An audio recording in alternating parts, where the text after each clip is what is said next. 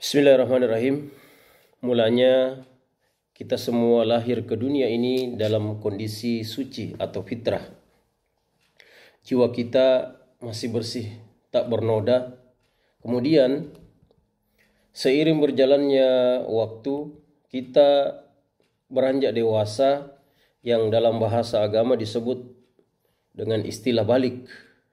Suatu masa di mana kita sudah disebut mukallaf, yaitu seorang muslim yang sudah dikenai kewajiban untuk menjalankan perintah agama dan menjauhi larangannya. Dari sinilah kemudian seseorang mulai dikenai pahala dan dosa. Pahala atas kebaikan yang dilakukannya dan dosa atau keburukan serta kejahatan yang diperbuatnya. A'udzubillahi minasyaitonirrajim.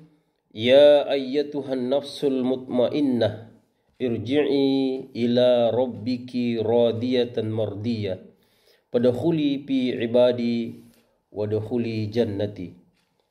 Wahai jiwa yang tenang, kembalilah kepada Tuhanmu dengan hati yang ridha dan diridhoi.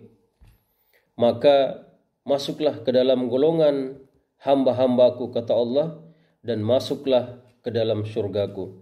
Quran Surah Al-Fajr ayat 27.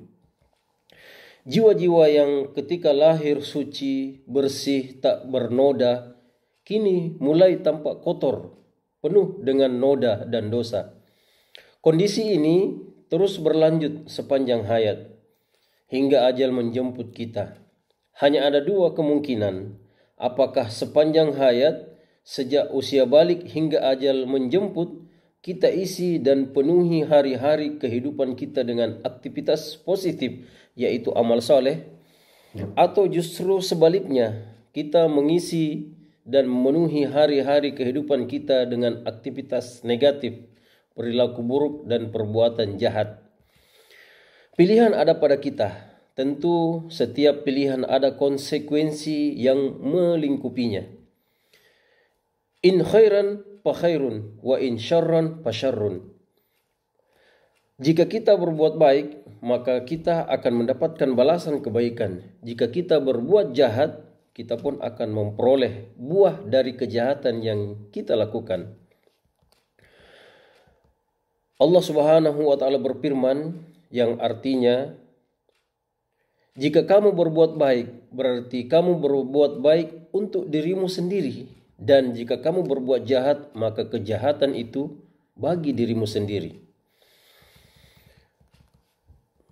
Dan demi jiwa serta penyempurnaannya, maka Allah mengilhamkan kepada jiwa itu jalan kefasikan dan ketakwaannya. Sesungguhnya beruntunglah orang yang mensucikan jiwa itu, dan sesungguhnya merugilah orang yang mengotorinya. Quran Surah Asy-Syams ayat 7. Ayat ini menegaskan bahwa Allah Subhanahu wa taala mengilhamkan dua jalan kepada setiap jiwa, yakni jalan kefasikan dan ketakwaan. Keberuntungan dan kebahagiaan akan menyertai orang-orang yang mensucikan jiwanya. Kerugian dan kesengsaraan akan menghampiri orang-orang yang mengotori jiwanya. Dalam Al-Quran, kata yang biasa dipakai untuk menunjukkan makna jiwa adalah kata nafs.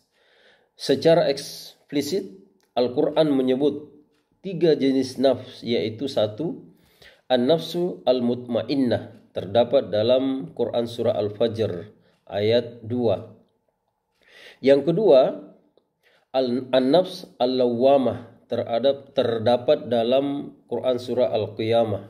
Dan yang ketiga, an-nafs al-ammarah bisu, al-ammaratu bisu, terdapat dalam surah Yusuf ayat 53.